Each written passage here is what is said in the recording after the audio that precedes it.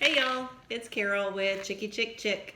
I've been doing a series of blog posts lately on kind of health topics for chickens. Today I posted the chicken checkup, what I look for each month with our chickens. A couple weeks ago I did wound care, I did mites and lice. In each blog, I always talk about my first aid kit and how important it is to set up a first aid kit. So I kind of thought I would show you guys what I have in mind. I didn't start with all of this stuff to begin with. When we first got our chickens, I just kind of bought every time we went to Tractor Supply or to the feed store. I just would pick something up and put it in there. So, but one of the first things that we got that I thought was important was Vaseline. A lot of people have this already. So Vaseline is good for scaly leg mites. Hazel had that when we got her, so we just slathered her legs up, and luckily it worked for her. We didn't have to go to another option. It's also good for frostbite.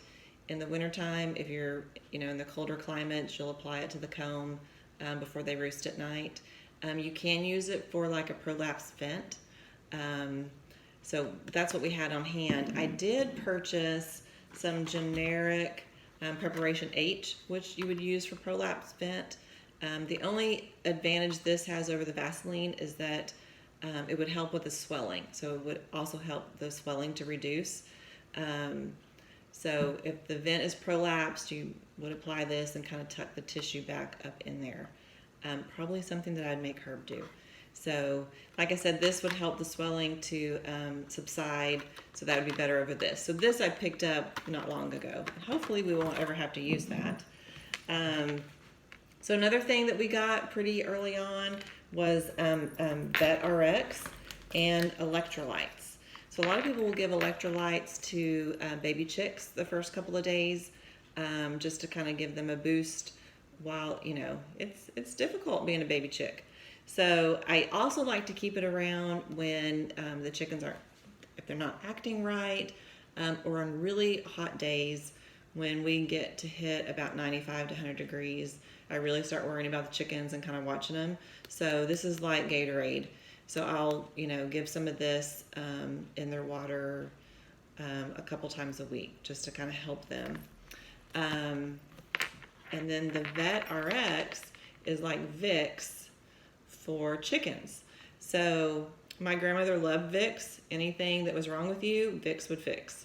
So VetRx I really like. We've used it some. It's great for respiratory, helps open up their airways.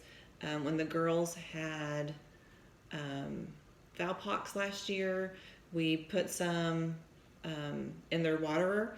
So it doesn't like absorb, the water doesn't absorb it. It kind of floats on top of the water. So when they dip their beak down in it, it coats the top of their beak and helps open up their airways. You can also place like a couple drops under their wings. So we've used this some. Great to have. If your chickens are sick, it never fails. It's, you get home from work and you have a sick chicken, or it's Saturday afternoon. Maybe our feed store closes early. Tractor Supply is open late, but like the last thing you want to do, you have a sick chicken, is run to the store and get something. So I like to have, a little bit on hand. Scissors, obviously we had to. Trudy was attacked last year by a hawk, and I had to trim away some of the feathers to get to the wound so I could clean it. We've got latex gloves, always good to use when you're dealing with a sick chicken. Okay, so also Nutri-Drench. It's hard to say. This is nutrients. So when the girls had Valpox last year, I actually scrambled them some eggs for the protein, and just added a couple of dropperfuls of this in the scrambled eggs, just to help them on their way to getting better. So I love this too. Trixie had an impacted crop. She wasn't really getting, stuff wasn't going down, so we also added this to her water to give her just a little boost of nutrients. So those are the things I would really start with. Of course, peroxide, if you have a wound that you have to clean. I like to use peroxide the first day.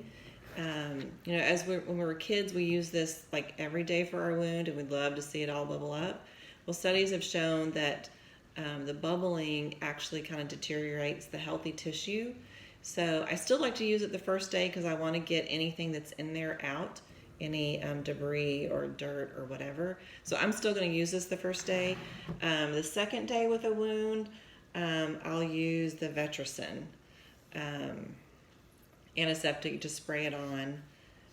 But if you don't have this, maybe you don't want to invest in this, it's not horribly expensive. Saline on the second day would work just as well.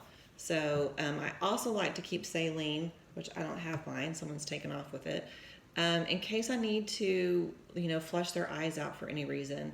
When we had the foul pox, a couple of girls had some pox really close to their eyes, and I didn't have to use it, but I'm glad I had it just in case I needed to. Okay, so since we're on the wound care, Blue Coat is also antiseptic, but it coats whatever it's on blue.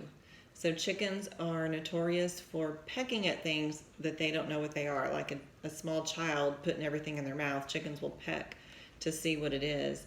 And they love the color red, and they love blood. So if you have a chicken that's got a wound, the other girls will probably peck at it. So this is great to help, once you're going to put them back out there with them. I wouldn't use it the first couple of days. I've heard that it burns. So probably after using the other things, if it was still I'd probably put it on there once I integrated them back with the other girls, just so it wouldn't get worse. So glad to have that, pick that up. Prid is a drawing salve. Your grandmother might have used this too. Good for bumblefoot. Bumblefoot starts from like a cut or laceration in their foot. It's a staph infection. So chickens are really hard on their feet when they're out foraging, or maybe from the roost bars. I'm pretty careful when I clean mine. I try not to jag anything up. They'll be sitting on top of a chair and jump down. So, if they get a puncture wound or something, it could turn into staph infection. So this will draw the infection out. We've got the vet wrap that, luckily we haven't had to do this, but I feel like any day we're probably going to have to deal with bumblefoot. I probably put a little pad on it and wrap it up just to keep this, on the thing. Vet wrap's also good if you're dealing with wound care if you have to wrap the wound. So there is that. What else do I have? I have Tylen 50. We haven't used this. It's great for respiratory illnesses. We got this at Tractor Supply. They passed a law a little while ago, maybe a year or so ago, where you can't get as many antibiotics from your feed store or Tractor Supply that you used to. I think you can still get this. One of our dogs was diabetic, so I've got some diabetic needles, which is just the right size if I had to inject them, which I hope I never have to. You do it right under the breast muscle. So respiratory is one of the fastest things that will kill your bird. So I'm glad I have that. And then I guess the last thing we'll talk about is lice and mites. When we got Hazel, not only did she have scaly leg mites, she also had lice. So that was a quick trip to Tractor Supply, and we got this. Our birds hate it. I think they hate it. I think they hate the way it sounds. I think they hate that it's cold. They hate it. So after the first treatment, we went and got this. And this is fine. I mean, we used this actually last night. One of the girls, Marble, is missing some feathers on her chest. I think it's the way that she sits in the nest box, but we checked everybody over really good last night. I didn't see anything, but as a preventative, we applied this under their wings and in their vent area. The vent area is where mites like to hang out. It's warm and moist and soft, and so it just, that's where you'll see mites if you see them. Some of them are so small you can't see them. So we went ahead and treated the girls with this. I'll still use this when I clean the coop, after I wipe like the nest bars down, or yeah, um, then I'll spray it, just to kind of as a preventative. So I think that is everything in my first aid kit. So like I said, I didn't start with all this at once, and I'm sure there's things that I could add to it. If you have anything that you love and you think I should add to it, just leave me a comment.